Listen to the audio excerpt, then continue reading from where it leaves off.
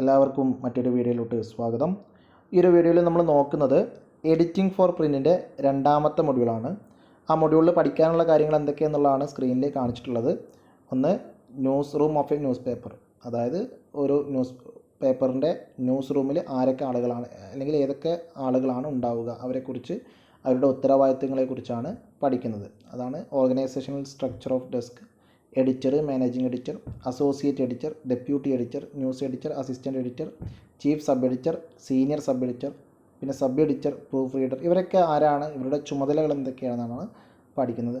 അതോടൊപ്പം തന്നെ functions and qualities of sub editor, ഇങ്ങനെ കുറച്ച് കാര്യങ്ങൾ മാത്രം പഠിക്കുന്ന ഒരു മൊഡ്യൂളാണ്. വളരെ എളുപ്പമാണ്.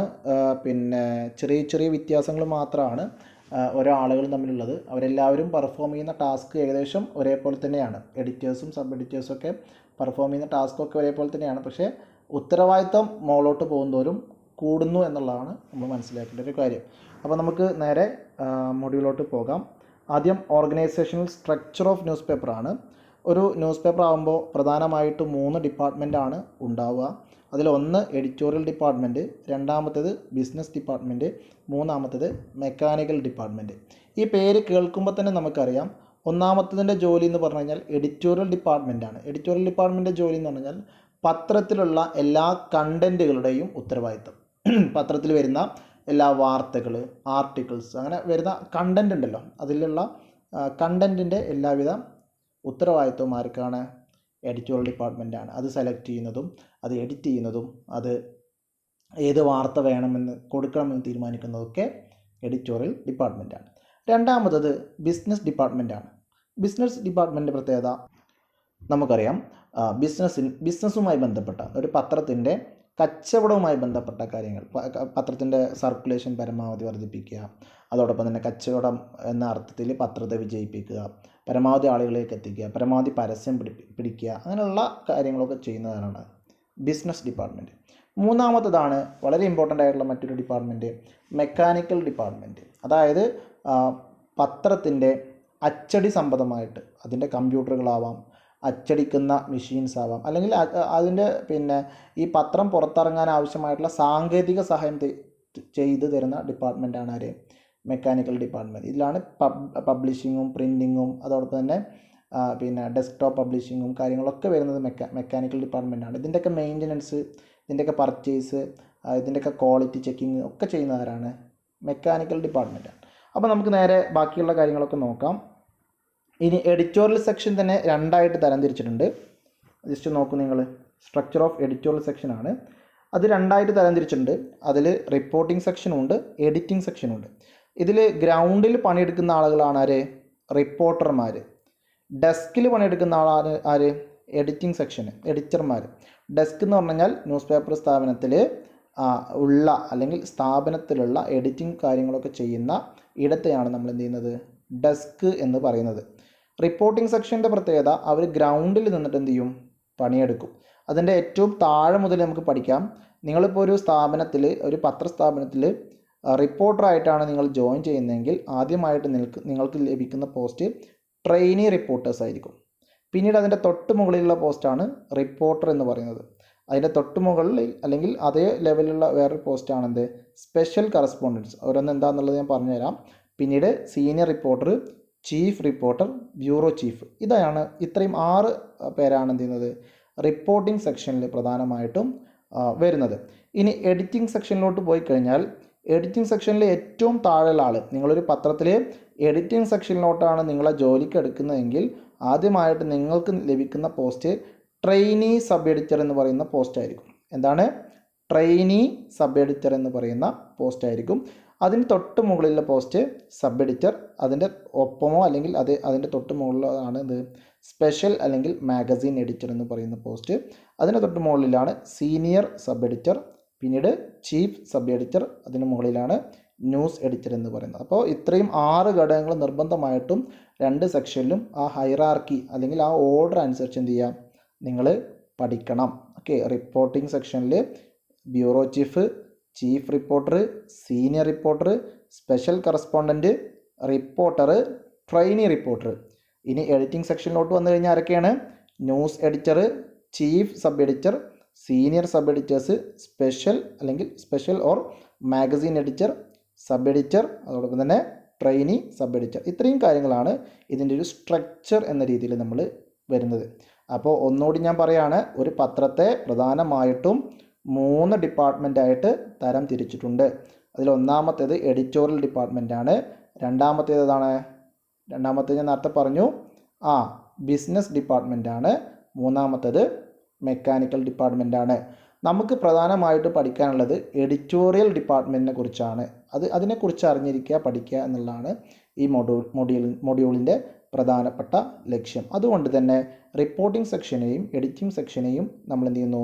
വേർതിരിച്ച് രണ്ടായി പഠിക്കുന്നു. എഡിറ്റോറിയൽ ഡിപ്പാർട്ട്മെൻറ്റ് എന്ന് പറയുന്നത് രണ്ടായിട്ട് തരം തിരിച്ചിരിക്കുന്നു, റിപ്പോർട്ടിംഗ് സെക്ഷനും അതോടൊപ്പം തന്നെ എഡിറ്റിംഗ് സെക്ഷനും. ഓക്കെ, അതിലുള്ള ഓരോ കാര്യങ്ങളാണ് ഇപ്പോൾ പറഞ്ഞത്. ഇനി എഡിറ്ററിൻ്റെ ജോലി എന്തൊക്കെയാണ്, അല്ലെങ്കിൽ റെസ്പോൺസിബിലിറ്റി എന്തൊക്കെയാണെന്നുള്ളത് നമുക്ക് നോക്കാം.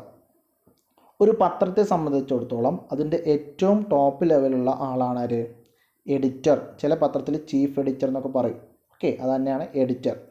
അതായത് പത്രത്തിൻ്റെ പബ്ലിക്കേഷനുമായി ബന്ധപ്പെട്ട് അതിൻ്റെ ഒപ്പീനിയൻ, ആ പത്രത്തിൻ്റെ നിലപാട് പറച്ചിലുമായി ബന്ധപ്പെട്ട് പ്രധാനപ്പെട്ട തീരുമാനങ്ങളൊക്കെ എടുക്കുന്ന ആരാണ്? ഒരു ഇൻ്റർനാഷണൽ അല്ലെങ്കിൽ ദേശീയ പ്രാധാന്യമുള്ള, അന്താരാഷ്ട്ര പ്രാധാന്യമുള്ള വിഷയങ്ങളിൽ പത്രത്തിൻ്റെ നിലപാട് കൈക്കൊള്ളുന്നത് എഡിറ്ററായിരിക്കും.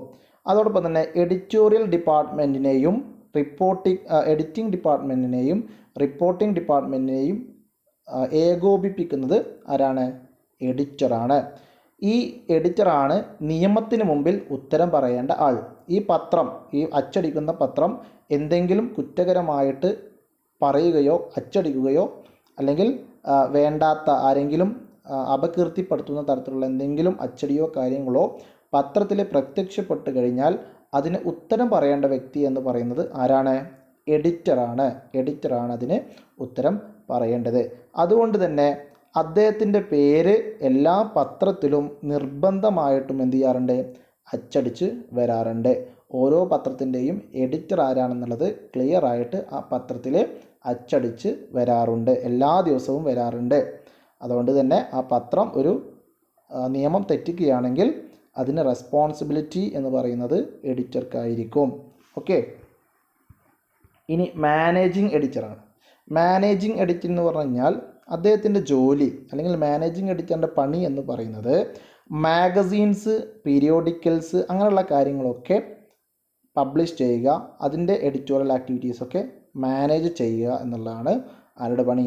മാനേജിങ് എഡിറ്റർ എന്ന് പറയുന്ന ആളുടെ പണി. ഇനി മാനേജിങ് എഡിറ്ററിന് മറ്റൊരു പണി കൂടിയുണ്ട്. സ്റ്റാഫ് മെമ്പേഴ്സിന് എന്ത് ചെയ്യുന്നു? എടുക്കുക, ഹയർ ചെയ്യുക, അവരെ പ്രൊമോട്ട് ചെയ്യുക, ആവശ്യമായവരെ എന്ത് ചെയ്യുന്നു? ഡെഡ് ലൈൻസും കാര്യങ്ങളും. ഡെഡ് ലൈൻസ് പറഞ്ഞാൽ അവരെ കൊണ്ട് പണിയെടുപ്പിക്കുക എന്ന് പറയുന്ന ജോലിയാണ് ആര് ചെയ്യുന്നത്? മാനേജിങ് എഡിറ്റർ ചെയ്യുന്നത്. എല്ലാ പത്രത്തിലും മാനേജിങ് എഡിറ്ററൊന്നും ഉണ്ടാവില്ല. ഞാൻ നേരത്തെ കാണിച്ച ടേബിളിലും മാനേജിങ് എഡിറ്റർ ഉണ്ടായിട്ടില്ല. അപ്പോൾ മാനേജിങ് എഡിറ്റർ എന്ന് പറയുന്നൊരു പോസ്റ്റ് ഉണ്ട്, പക്ഷേ എല്ലാ പത്രത്തിലും ഉണ്ടാവില്ല. കോമൺ ആയിട്ട് എന്ത് ചെയ്യുന്നു? ചില പത്രങ്ങളിലും സ്ഥാപനങ്ങളും ഉണ്ടാവുക, പക്ഷെ അങ്ങനെ ഒരു പോസ്റ്റ് ഉണ്ട്. അതിനെക്കുറിച്ച് നിങ്ങൾ പഠിക്കണം എന്നുള്ളതുകൊണ്ടാണ് ഇത് ഉൾപ്പെടുത്തിയിട്ടുള്ളത് കേട്ടോ. ഓക്കെ, അപ്പോൾ managing editor usually overseas news operation well opinion pages are under separate editors. അതായത് മാനേജിങ് എഡിറ്റർ എന്ത് ചെയ്യും? എഡിറ്ററിൻ്റെ തൊട്ട് താഴെ നിന്നിട്ട് കാര്യങ്ങളൊക്കെ കറക്റ്റ് നല്ല രീതിയിലല്ലേ പോകുന്നത്, സ്റ്റാഫുകളൊക്കെ കറക്റ്റ് പണി ചെയ്തെടുക്കുന്നുണ്ടോ, അല്ലെങ്കിൽ ഡെഡ് ലൈനും കാര്യങ്ങളൊക്കെ, ഡെഡ് ലൈൻ എന്ന് പറഞ്ഞാൽ ഒരു വർക്ക് ചെയ്യേണ്ട അവസാന ഡേറ്റ് കാര്യങ്ങളൊക്കെ എല്ലാവരും കൃത്യമായിട്ട് പാലിക്കുന്നുണ്ടോ തുടങ്ങിയ കാര്യങ്ങളൊക്കെ സൂക്ഷ്മമായിട്ട് നിരീക്ഷിക്കുകയും അത് വിശകലനം ചെയ്യുകയും ആവശ്യമായവരെ ചീത്ത പറയുകയും ആവശ്യമായവരെ എന്ത് ചെയ്യുന്നു? പണിയെടുപ്പിക്കുകയും ചെയ്യുന്ന ഒരു പണിയാണ് ആര് ചെയ്യുന്നത്? മാനേജിങ് എഡിറ്റർ ചെയ്യുന്നത്. ഇനി ചീഫ് സബ് എഡിറ്ററാണ്. ചീഫ് സബ് എഡിറ്റർ എന്ന് പറഞ്ഞു കഴിഞ്ഞാൽ സീനിയർ സബ് എഡിറ്ററാണ്. സീനിയർ അതായത് സബ് എഡിറ്ററായിട്ട് ഒരുപാട് കാലം ജോലി എടുത്തു കഴിഞ്ഞാൽ അവർക്ക് കിട്ടുന്ന പോസ്റ്റാണ് എന്ത്?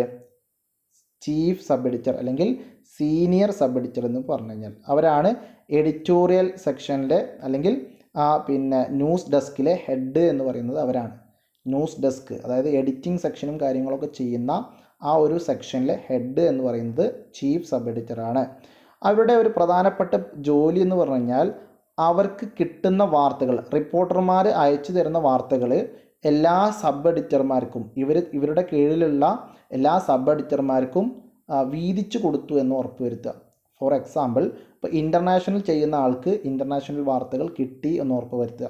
നാഷണൽ ദേശീയ വാർത്തകൾ ചെയ്യുന്ന ആൾക്ക് സബ് എഡിറ്റർക്ക് ആ വാർത്തകൾ ലഭിച്ചു. അതായത് കിട്ടുന്ന വാർത്തകളൊക്കെ എല്ലാവർക്കും കൃത്യമായിട്ട് എത്തിച്ചു കൊടുത്തു. എന്തിനു വേണ്ടിയിട്ട്? എഡിറ്റ് ചെയ്യാൻ വേണ്ടിയിട്ട് എത്തിച്ചു കൊടുത്തു, അല്ലെങ്കിൽ എത്തിച്ചു കൊടുക്കുന്നുണ്ട്. ആ ഒരു ചുമതല കൃത്യമായിട്ട് മോണിറ്റർ ചെയ്യുന്ന ആരാണ്? ചീഫ് സബ് എഡിറ്ററാണ്. ഓക്കെ. അതോടൊപ്പം തന്നെ ഇദ്ദേഹം ഫൈനലായിട്ട് ചെക്ക് ചെയ്യും എന്ത്, എഡിറ്റ് ചെയ്തതൊക്കെ പ്രോപ്പറാണോ, അട്രാക്റ്റീവ് ആണോ, മീനിങ് ഫുൾ ഹെഡ്ലൈൻസ് ആണോ എഴുതിയിട്ടുള്ളത്. ഓക്കെ. ലിബൽ എന്ന് പറഞ്ഞു കഴിഞ്ഞാൽ എന്താ? ഞാൻ നേരത്തെ മുമ്പ് പറഞ്ഞിട്ടുണ്ടായിരുന്നു.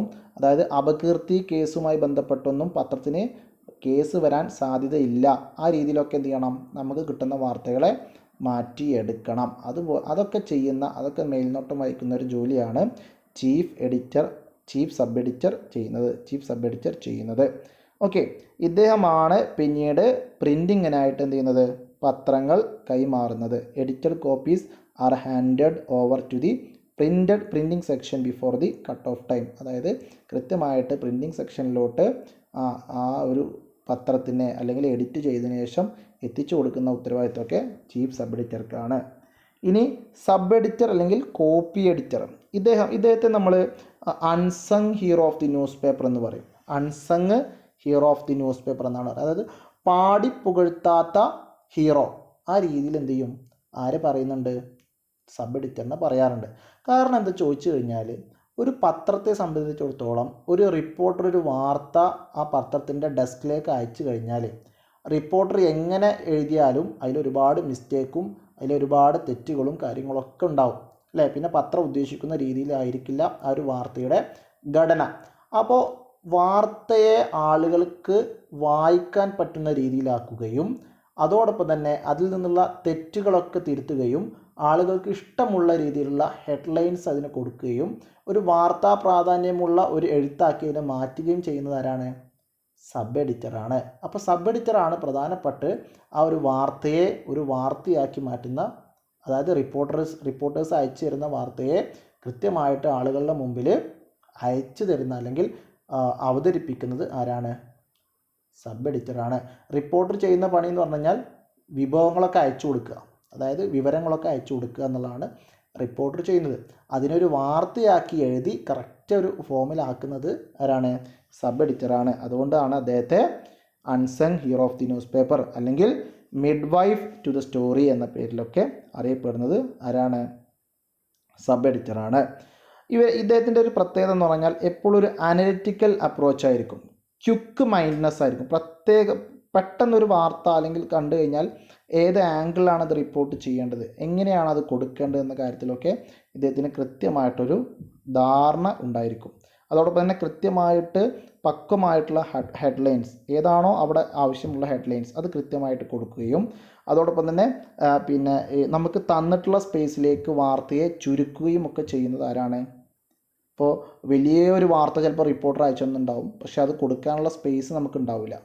അപ്പോൾ നമുക്ക് കൊടുക്കാനുള്ള സ്പേസിലേക്ക് ആ വലിയ വാർത്തയെ മാറ്റുന്നതൊക്കെ ആരായിരിക്കും? സബ് എഡിറ്റർ ആയിരിക്കും. ഓക്കെ. അതാണ് sub editor has to give appropriate headlines and where necessary revise and condense the material to suit the available space. Okay. ആ ഒരു സ്പേസിലേക്ക് മാറ്റുന്നതൊക്കെ ഇദ്ദേഹമാണ്. പിന്നീട് ഇദ്ദേഹം പിന്നെന്താണ് ഫാക്റ്റ്, അതോടൊപ്പം തന്നെ ഗ്രാമർ മിസ്റ്റേക്ക്, അങ്ങനെയുള്ള ഒരുപാട് കാര്യങ്ങൾ, ലാംഗ്വേജ്, അങ്ങനത്തെ കാര്യങ്ങളൊക്കെ എന്ത് ചെയ്യും? ചെക്ക് ചെയ്യും. അതിൽ മിസ്റ്റേക്കും കാര്യങ്ങളൊക്കെ ഉണ്ടെങ്കിൽ തിരുത്തുകയും അത് പിന്നെ എന്ത് ചെയ്യും? കറക്റ്റ് ആക്കുകയൊക്കെ ചെയ്യുന്ന പണി ഇദ്ദേഹം ചെയ്യുന്നുണ്ട്.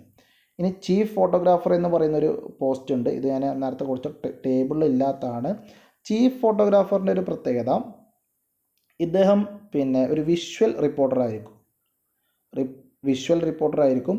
അതോടൊപ്പം തന്നെ ഫോട്ടോഗ്രാഫി എക്വിപ്മെൻറ്റ് എപ്പോഴും ഇദ്ദേഹത്തിൻ്റെ കയ്യിലുണ്ടാവും. ഇദ്ദേഹത്തിന് പലപ്പോഴും ഫിസിക്കൽ ഡേഞ്ചറും വെതറും ക്രൗഡ്സും അങ്ങനെയുള്ള പല സാഹചര്യങ്ങളിലും വർക്ക് ചെയ്യേണ്ട ഒരാളാണ് ചീഫ് ഫോട്ടോഗ്രാഫർ.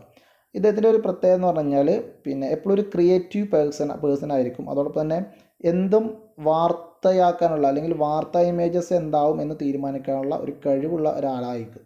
അതായത് ഞാൻ ഈ ഒരു ഫോട്ടോ എടുത്തു കഴിഞ്ഞാൽ ഇത് ഈ വാർത്തക്ക് പറ്റുന്നതാണ്, അല്ലെങ്കിൽ ഈ ഒരു കാര്യത്തിന് ഇത് കൊടുക്കാൻ പറ്റും എന്ന രീതിയിലുള്ള കൃത്യമായിട്ടുള്ള ഒരു ധാരണയുള്ള ഒരാളായിരിക്കും ആര്? ചീഫ് ഫോട്ടോഗ്രാഫർ എന്ന് പറയുന്നത്. അതാണ് he must also be a creative person who mixes technique and judgement to capture images as they happen because news events do not wait for the photographer. ഫോട്ടോഗ്രാഫറിനെ വെയിറ്റ് ചെയ്യില്ലല്ലോ അല്ലേ?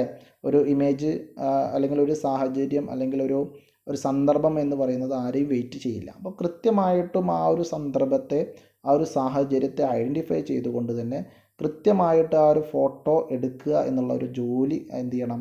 ചീഫ് ഫോട്ടോഗ്രാഫർ ചെയ്യേണ്ടതുണ്ട്. Okay, ഇതൊക്കെ നേരത്തെ ഞാൻ പറഞ്ഞില്ലേ ഈ ഒരു ടേബിളിൽ ഇല്ലാത്തതാണ്, എങ്കിലും ഞാനത് പറയുന്നതെന്ന് ചോദിച്ചു കഴിഞ്ഞാൽ നമ്മുടെ സിലബസിൻ്റെ ഭാഗമായിട്ട് നിങ്ങളത് മനസ്സിലാക്കുന്നത് വളരെയധികം നല്ലതാണ്. ഓക്കെ, ചീഫ് ഫോട്ടോഗ്രാഫർ ആരാന്നുള്ളതൊക്കെ മുമ്പ് എക്സാമിലൊക്കെ ചോദിച്ചിട്ടുണ്ട്, അതുകൊണ്ടാണ് ഇത് കൊടുത്തിട്ടുള്ളത് കേട്ടോ.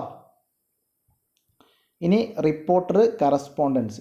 റിപ്പോർട്ടർ എന്ന് പറഞ്ഞാൽ ഗ്രൗണ്ടിൽ ഇറങ്ങി പണിയെടുക്കുന്ന ആളാണ് അല്ലേ? ഗ്രൗണ്ടിൽ ഇറങ്ങി ഒരു പത്രത്തിന് വേണ്ടി പണിയെടുക്കുന്ന ആളാണ്. അതോടൊപ്പം തന്നെ ന്യൂസ് പേപ്പറിൻ്റെ റെപ്യൂട്ടേഷൻ, ക്രെഡിബിലിറ്റി അതൊക്കെ ആരിൽ നിക്ഷിപ്തമാണ്? കാരണം ജനങ്ങൾക്കിടയിൽ നിൽക്കുന്നതുകൊണ്ട് തന്നെ ഒരു പത്രത്തിൻ്റെ റെപ്യൂട്ടേഷൻ, അഭിമാനം, ക്രെഡിബിലിറ്റിയൊക്കെ പിന്നെ റിപ്പോർട്ടറുമായി ബന്ധപ്പെട്ടാണ് നിലനിൽക്കുന്നത്. അതോടൊപ്പം തന്നെ അവർക്ക് പത്രത്തെ വളർത്താനും അതോടൊപ്പം തന്നെ ഡിസ്ട്രോയ് ചെയ്യാനും സാധിക്കും. കാരണം എന്ന് ചോദിച്ചു കഴിഞ്ഞാൽ പിന്നെ അവരെപ്പോഴും തെറ്റായ വിവരങ്ങളാണ് തന്ന്, അല്ലെങ്കിൽ എപ്പോഴും ആളുകളെ തെറ്റിദ്ധരിപ്പിക്കുന്ന വിവരങ്ങളാണ് അയച്ചുകൊണ്ടിരിക്കുന്നത്, തെറ്റായ വിവരങ്ങളാണ് അയച്ചുകൊണ്ടിരിക്കുന്നത് അങ്ങനെയാണെങ്കിൽ ആ പത്രത്തിൻ്റെ ഒരു റെപ്യൂട്ടേഷൻ നഷ്ടപ്പെടാനുള്ള സാധ്യത വളരെ കൂടുതലാണ്. പക്ഷേ നിങ്ങൾ നേരെ തിരിച്ചാലോചിച്ച് നോക്കൂ. അതായത് നമ്മുടെ പത്രം കൃത്യമായിട്ടുള്ള വിവരങ്ങളാണ് കൊടുക്കുന്നത്, കൃത്യമായിട്ടുള്ള ഫാക്റ്റ്, കൃത്യമായിട്ടുള്ള വസ്തുതകളനുസരിച്ചുള്ള കാര്യങ്ങളാണ് പറയുന്നതെങ്കിൽ ആ പത്രത്തിൻ്റെ ക്രെഡിബിലിറ്റി കൂട്ടും. അപ്പോൾ അതൊക്കെ ചെയ്യുന്ന അല്ലെങ്കിൽ ഗ്രൗണ്ടിൽ നിന്നാണ് ഉദ്ദേശിക്കുന്നത് താഴെ തട്ടിൽ നിന്നുള്ള വിവരങ്ങളൊക്കെ ശേഖരിച്ച് അതൊക്കെ അയച്ച് തരുന്നത് ആരാണ്? കൃത്യമായിട്ടും റിപ്പോർട്ടർമാരാണ്. അപ്പോൾ റിപ്പോർട്ടർമാരുടെ ടാസ്ക് എന്ന് പറഞ്ഞു കഴിഞ്ഞാൽ നമുക്ക് ഒഴിച്ചുകൂടാൻ പറ്റാത്തതാണ് എന്നുള്ളതാണ് നമ്മൾ മനസ്സിലാക്കേണ്ട ഒരു കാര്യം. ഓക്കെ, ന്യൂസ് പേപ്പറിന് വലിയ സ്പെഷ്യലിസ്റ്റുകളുണ്ടാവും. അവർ ഓരോ രംഗത്തും പ്രത്യേകമായിട്ടുള്ള സ്പെഷ്യലൈസ്ഡ് ആയിട്ടുള്ള ആളുകളുണ്ടാവും. ഇപ്പോൾ പൊളിറ്റിക്സ് നല്ല റിപ്പോർട്ട് ചെയ്യുന്ന ആളുകളുണ്ടാവും, ലീഗൽ നിയമവാർത്തകൾ, business, education, crime, sports, films, special events, ഇങ്ങനെയുള്ള ഓരോ കാര്യങ്ങളും കൃത്യമായിട്ട് റിപ്പോർട്ട് ചെയ്യുന്ന ആളുകൾ ഓരോ പത്രത്തിനും ഉണ്ടാവും. അപ്പോൾ അതിനനുസരിച്ചാണ് എന്ത് ചെയ്യുക? പത്രത്തിൽ ഓരോ ആളുകളെയും നിശ്ചയിക്കുക, ഓരോ പണിക്കായിട്ട് നിശ്ചയിക്കുന്നത് ആ തരത്തിലായിരിക്കും എന്നുള്ളതാണ് നമ്മൾ മനസ്സിലാക്കേണ്ട ഒരു കാര്യം. ഇനി ന്യൂസ് എഡിറ്റർ. ആരാണ് ന്യൂസ് എഡിറ്റർ എന്നുള്ളതാണ് ഞാൻ നേരത്തെ പറഞ്ഞൊരു കാര്യം തന്നെയാണ്. ന്യൂസ് എഡിറ്ററാണ് ന്യൂസ് റൂമിൻ്റെ in charge, selection of news stories. ഈ എഡിറ്ററിൻ്റെ കീഴിൽ വരുന്ന ഒരു പോസ്റ്റാണ് കേട്ടോ. ചീഫ് എഡിറ്ററിൻ്റെയും മാനേജിങ് എഡിറ്ററിൻ്റെയൊക്കെ കീഴിൽ വരുന്നൊരു പോസ്റ്റാണ് ന്യൂസ് എഡിറ്റർ എന്ന് പറഞ്ഞു കഴിഞ്ഞാൽ. അവരാണ് പിന്നെ ഓരോ വാർത്തകളും അല്ലെങ്കിൽ he or she allocates task to news team and instruct reporters on the news angles. അതായത് ഓരോ റിപ്പോർട്ടർമാർക്കും പണി കൊടുക്കുന്നത്, ഓരോ റിപ്പോർട്ടർമാർ ഏത് റിപ്പോർട്ട് ചെയ്യണം അല്ലെങ്കിൽ ഏതാണ് ചെയ്യേണ്ടത്, അല്ലെങ്കിൽ ഓരോ ബ്യൂറോവും ഏതൊക്കെ കാര്യങ്ങളാണ് ശ്രദ്ധിക്കേണ്ടത്, ഇതൊക്കെ തീരുമാനിക്കുന്നത് ന്യൂസ് എഡിറ്ററാണ്. അപ്പോൾ ന്യൂസ് എഡിറ്റർ എന്ന് പറഞ്ഞാൽ ചീഫ് റിപ്പോർട്ടറുമായിട്ട് അല്ലെങ്കിൽ അത്തരത്തിലുള്ള ആളുകളുമായിട്ടൊക്കെ പിന്നെ തീരുമാനിച്ചിട്ട് ഓരോ വാർത്തയും എങ്ങനെ കൊടുക്കണം, ഓരോ വാർത്തയും എങ്ങനെയാണ് റിപ്പോർട്ട് ചെയ്യേണ്ടത്, അല്ലെങ്കിൽ എങ്ങനെയാണ് അത് പിന്നെ കൃത്യമായിട്ട് അവതരിപ്പിക്കേണ്ടത് എന്നൊക്കെ തീരുമാനിക്കുന്നത് ആരാണ്? ന്യൂസ് എഡിറ്ററാണ്. ഇദ്ദേഹത്തിന് പ്രധാനപ്പെട്ട ചുമതല എന്ന് പറഞ്ഞാൽ സെലക്ഷൻ ഓഫ് ന്യൂസിലാണ്.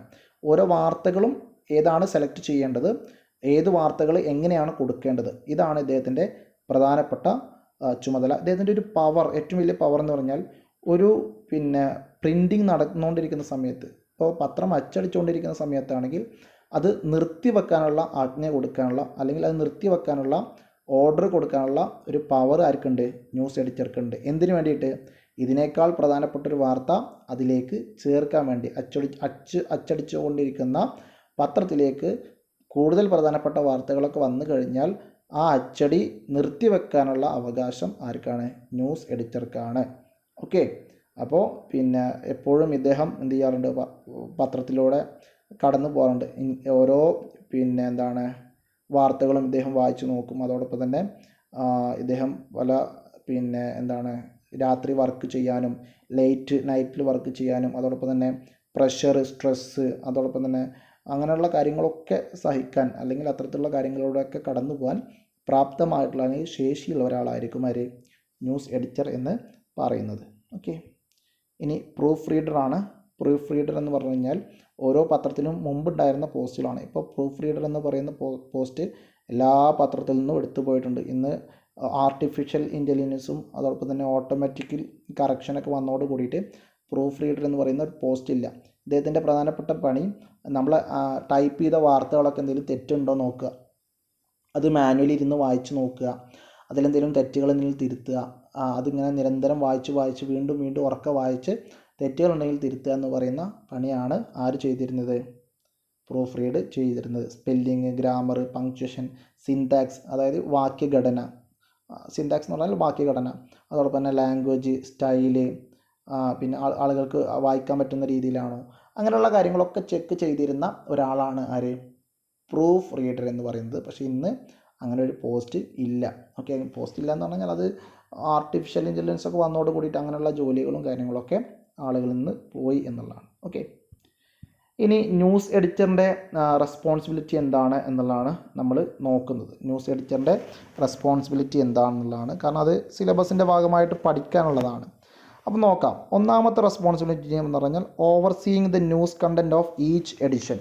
ഓരോ എഡിഷനിലും വരുന്ന വാർത്തകൾ, പത്രത്തിൻ്റെ ഓരോ എഡിഷനിലും വരുന്ന വാർത്തകളെ മൊത്തത്തിലൊന്ന് നോക്കുക. രണ്ടാമത് അസൈനിങ് സ്റ്റോറീസ് ടു റിപ്പോർട്ടേഴ്സ്. റിപ്പോർട്ടർമാർ ഓരോ വാർത്തകളും ഏതൊക്കെയാണ് റിപ്പോർട്ട് ചെയ്യേണ്ടത്, അങ്ങനത്തെ കാര്യങ്ങളൊക്കെ എന്ത് ചെയ്യാം, അത് തീരുമാനിക്കുക. Next liaising with the sub editing and photography department. അതായത് ലൈസിങ് എന്ന് പറഞ്ഞാൽ ഒരു കണക്ഷൻ ഉണ്ടാക്കുക. എഡിറ്റിംഗ് ചെയ്യുന്ന ആളുകളും സബ് എഡിറ്റേഴ്സും അതോടൊപ്പം തന്നെ ഫോട്ടോഗ്രാഫി ഡിപ്പാർട്ട്മെൻറ്റും അവർക്ക് പറ്റിയ ഫോട്ടോസൊക്കെ സബ് എഡിറ്റേഴ്സിന് കിട്ടുന്നുണ്ടോ, അത് ഫോട്ടോഗ്രാഫി ഡിപ്പാർട്ട്മെൻറ്റ് കൊടുക്കുന്നുണ്ടോ, അങ്ങനത്തെ കാര്യങ്ങളൊക്കെ ഉറപ്പ് വരുത്തുക. പിന്നെ deciding the priority and importance of news articles. ഏത് ന്യൂസ് ആർട്ടിക്കിൾസാണ് കൊടുക്കേണ്ടത്, അതിന് ഏതാണ് പ്രാധാന്യം കൊടുക്കുക എന്നൊക്കെ തീരുമാനിക്കുന്നത്. പിന്നെ checking for legal and ethical issues in a journalist copy. പത്രക്കാർ ചെയ്യുന്നതിൽ എന്തെങ്കിലും നിയമപരമായിട്ടോ അല്ലെങ്കിൽ ധാർമ്മികമായിട്ടുള്ള ഇഷ്യൂസ് എന്തെങ്കിലും ഉണ്ടോ എന്ന് ചെക്ക് ചെയ്യുക. മാനേജിങ് ദ ന്യൂസ് റൂം മൊത്തത്തിൽ കൺട്രോൾ ചെയ്യാം. Reviewing and editing content. നമ്മൾ കണ്ടൻറ്റ് വീണ്ടും നോക്കുക, അത് എഡിറ്റ് ചെയ്യുക. Ensuring that the newsroom operates smoothly and efficiently. അതറിയാലോ. Analysing and capitalising various attributes and requirements of print and digital media to strength editors position. അതായത് എന്തെങ്കിലും പുതിയ ആവശ്യങ്ങളോ പിന്നെ നമ്മൾ ഈ എഡിറ്റിംഗ് വർക്കും അതോടൊപ്പം തന്നെ ഡിജിറ്റൽ മീഡിയ ഒക്കെ ഭയങ്കര സ്ട്രോങ് ആവാൻ വേണ്ടിയിട്ടുള്ള ആവശ്യങ്ങളും കാര്യങ്ങളൊക്കെ എന്തൊക്കെ ആവശ്യങ്ങളാണൊക്കെ മനസ്സിലാക്കി അതൊക്കെ പിന്നെ എന്ത് ചെയ്യുന്നു, നടപ്പിൽ വരുത്തുക. പിന്നെ designing innovative and unique solutions to optimise routine news coverage. അതായത് പുതിയ ആശയങ്ങളും നവീന ആശയങ്ങൾ അതോടൊപ്പം തന്നെ പ്രശ്നപരിഹാരത്തിനുള്ള വഴികൾ. ഈ ദിവസം ന്യൂസ് കവറേജും ന്യൂസ് റിപ്പോർട്ടൊക്കെ ചെയ്യുന്ന സമയത്ത് ഒരുപാട് പ്രശ്നങ്ങളും പ്രയാസങ്ങളൊക്കെ വരും. അതൊക്കെ ഓവർകം ചെയ്യാനുള്ള വഴികളൊക്കെ കണ്ടെത്താൻ പറ്റുന്ന ഒരാളായിരിക്കണം. Coordinating with photographers, videographers, producers and other staff members to ensure that they have all of the information they need to create their content. അതായത് അവരുടെ കണ്ടൻറ്റ് ക്രിയേറ്റ് ചെയ്യാൻ ആവശ്യമായിട്ടുള്ള എല്ലാ വിവരങ്ങളും അതോടൊപ്പം തന്നെ എല്ലാ വിജ്ഞാനവും അവരുടെ കയ്യിലുണ്ട് എന്നുള്ളത് എന്ത് ചെയ്യുന്നു, ഉറപ്പ് വരുത്തുക. എന്നിട്ട് അവർക്കിടയിൽ കാര്യങ്ങളൊക്കെ കോർഡിനേറ്റ് ചെയ്യുക. Meeting regularly with the station manager to discuss the progress of current project and ideas for new project. എപ്പോഴും അതിൻ്റെ ഓരോ ബ്യൂറോസ് അല്ലെങ്കിൽ അതിൻ്റെ ഓരോ എഡിഷനിലെ ആളുകളുമായിട്ട് മീറ്റിംഗ് ചെയ്ത് ഇവിടെ സ്റ്റേഷൻ മാനേജർ എന്ന് ഉദ്ദേശിക്കുന്നത് അതിൻ്റെ ഓരോ ബ്യൂറോക്ക് അല്ലെങ്കിൽ ഓരോ എഡിഷനും ചാർജുള്ള ആളുകളുമായിട്ട് കോർഡിനേറ്റ് ചെയ്ത് കാര്യങ്ങളൊക്കെ സ്മൂത്തല്ലേ പോകുന്നത് എന്നുള്ളത് ചെയ്യുന്നു.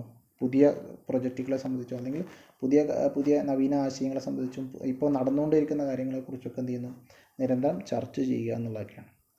ഇനി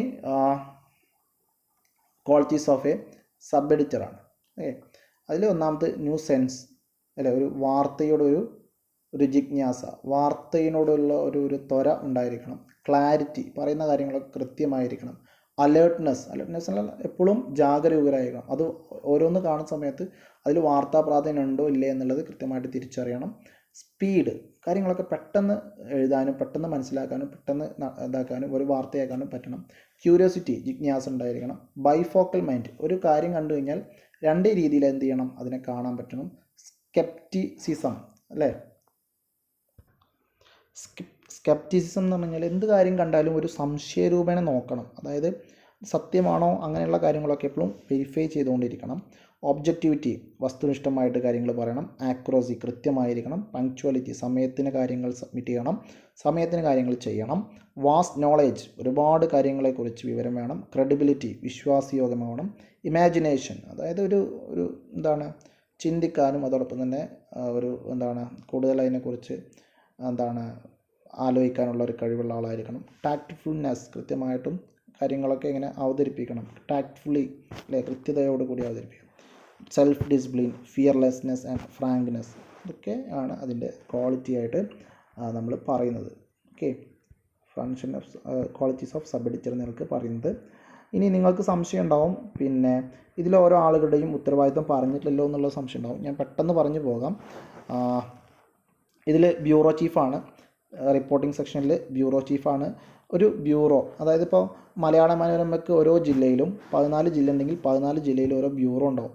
അതായത് റിപ്പോർട്ടർമാരൊക്കെ ഉള്ള ഒരു സ്ഥലമാണ് ബ്യൂറോ എന്ന് പറയുന്നത്. ആ ബ്യൂറോയിൽ ഈ റിപ്പോർട്ടർമാരുടെയൊക്കെ തലവനായിട്ടൊരു ആളുണ്ടാവും. അദ്ദേഹത്തിന് നമ്മൾ പറയുന്ന പേരാണെന്ത്? Bureau chief. അപ്പോൾ റിപ്പോർട്ടർമാർക്കൊക്കെ വർക്ക് ചെയ്ത് കഴിഞ്ഞാൽ അത് പിന്നെ കൃത്യതയോട് കൂടിയാണ് പോകുന്നത്. പിന്നെ ആ ബ്യൂറോയിലുള്ള എല്ലാ കാര്യങ്ങളും ഒക്കെ കൃത്യതയോട് കൂടിയാണ് പോകുന്നത്. പിന്നെ റിപ്പോർട്ടർ ചെയ്യുന്ന വർക്കുകളൊക്കെ വെരിഫൈ ചെയ്ത് അതൊക്കെ ഓക്കെ അല്ലേ എന്നൊക്കെ നോക്കുന്നത് ആരാണ്? ബ്യൂറോ ചീഫാണ്. പിന്നെ ചീഫ് റിപ്പോർട്ടർ, സീനിയർ റിപ്പോർട്ടർ, അവരൊക്കെ പണി ഞാൻ പറഞ്ഞിട്ടുണ്ടായിരുന്നു. അതിന് സ്പെഷ്യൽ കറസ്പോണ്ടൻ്റാണ്. സ്പെഷ്യൽ കറസ്പോണ്ടൻ്റ് എന്ന് പറഞ്ഞാൽ ഇപ്പോൾ എന്തെങ്കിലും ഒരു പ്രത്യേക ഇവൻറ്റോ കാര്യങ്ങളൊക്കെ നടക്കുന്ന സമയത്ത് ആ ഒരു വിഷയത്തിൽ കൃത്യമായിട്ട് അറിവുള്ള ആളുകളെയാണ് എന്ത് ചെയ്യുക, അതിലേക്ക് പറഞ്ഞയക്കുക. അത് ചിലപ്പോൾ ഇപ്പോൾ സ്പോർട്സ് നടക്കുന്ന സമയത്ത് സ്പോർട്സിൽ നല്ല വിവരമുള്ള ആളുകളെയാണ് പറഞ്ഞയക്കുക. അങ്ങനെയുള്ള പ്രത്യേക സബ്ജക്റ്റിൽ നല്ല നോളജുള്ള ആളുകളെ സെലക്ട് ചെയ്തിട്ട് നമ്മൾ പറഞ്ഞയക്കുകയാണെങ്കിൽ അതിനെന്ത് ചെയ്യും? സ്പെഷ്യൽ കറസ്പോണ്ടൻ്റ് എന്നാണ് പറയുക. അതുകൊണ്ടാണ് ഈ വേൾഡ് കപ്പ് ഒക്കെ റിപ്പോർട്ട് ചെയ്യാൻ പോകുന്ന ആളുകളെ നമ്മൾ സ്പെഷ്യൽ കറസ്പോണ്ടൻ്റ് ആയിട്ട് വന്നത് എന്നൊക്കെ പറയുന്നത്. ഓക്കെ, ഇനി നെക്സ്റ്റ് ന്യൂസ് റിപ്പോർട്ടേഴ്സും ട്രെയിനി റിപ്പോർട്ടേഴ്സൊക്കെ ഞാൻ പറഞ്ഞു. ഈ ഒരു സെക്ഷനിൽ ഇമ്പോർട്ടൻ്റ് ആയിട്ടുള്ളത് ഓരോന്ന് ഞാൻ പറഞ്ഞിട്ടുണ്ട്. ഓക്കെ, ഇനി എന്തെങ്കിലും സംശയങ്ങളോ കാര്യങ്ങളോ ഉണ്ടെങ്കിൽ നിങ്ങൾക്ക് ചോദിക്കാം. ഇത്രയും കാര്യങ്ങളാണ് നിങ്ങൾക്ക് സെക്കൻഡ് മൊഡ്യൂളിൽ പഠിക്കാനുള്ളത്. ഇനി ഇതിൻ്റെ ഒരു പ്രീവിയസ് ഇയർ ക്വസ്റ്റ്യൻ പേപ്പറൊക്കെ നമ്മൾ എല്ലാ മൊഡ്യൂളും കഴിഞ്ഞിട്ടൊന്ന് ഡിസ്കസ് ചെയ്യും. ഓക്കെ, ഞാൻ ഈ ഒരു ക്ലാസ് അവസാനിപ്പിക്കുകയാണ്. നിങ്ങൾ പിന്നെ നന്നായിട്ട് പഠിക്കാൻ ശ്രമിക്കുക. അതോടൊപ്പം തന്നെ ടെലിഗ്രാം ഗ്രൂപ്പിൽ ഒക്കെ ജോയിൻ ചെയ്ത് കഴിഞ്ഞാൽ അതിൽ പിന്നെ പലപ്പോഴും ഞാൻ ക്വസ്റ്റ്യൻ പേപ്പേഴ്സും പ്രീവിയസ് ഇയർ ക്വസ്റ്റ്യൻസും കാര്യങ്ങളൊക്കെ ഇടാറുണ്ട്. ഓക്കെ, അപ്പോൾ നിങ്ങളിത് പരമാവധി ഷെയർ ചെയ്യുക, ബാക്കിയുള്ള ആളുകളിലേക്കൊക്കെ എത്തിക്കുക. അതോടൊപ്പം തന്നെ പിന്നെ നിങ്ങളുടെ അഭിപ്രായങ്ങളും കാര്യങ്ങളൊക്കെ രേഖപ്പെടുത്താൻ വേണ്ടി മറക്കാതിരിക്കുക. ഓക്കെ, ഈ ഒരു ക്ലാസ് അവസാനിപ്പിക്കുകയാണ്. നമുക്ക് അടുത്ത ക്ലാസ്സിൽ കാണാം. Thank you.